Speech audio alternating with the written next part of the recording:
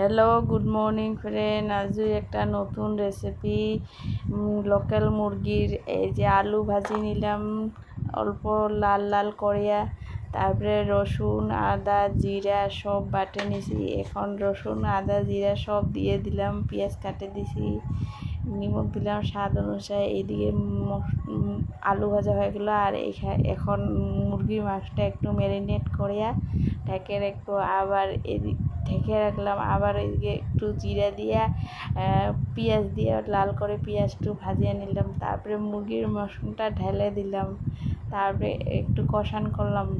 তারপরে মশলা জলটা দিয়ে আবার একটু ঢেকে কষান করলাম। মশলা জলটা দিয়ে ঢেকে ঢেকে রাখলাম, একটু কষান করলাম।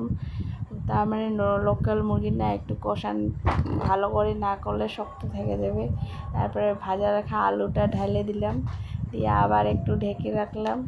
মশলার জলটা দিয়ে কষান করে নিলাম। তারপরে একটু ঝোলের জল দিয়ে দিব, ঝোলের জল দিয়ে একটু কষান করে তারপরে গরম মশলা দিয়ে দিব। আজকের ভিডিওটা কীরকম হয়েছে লাইক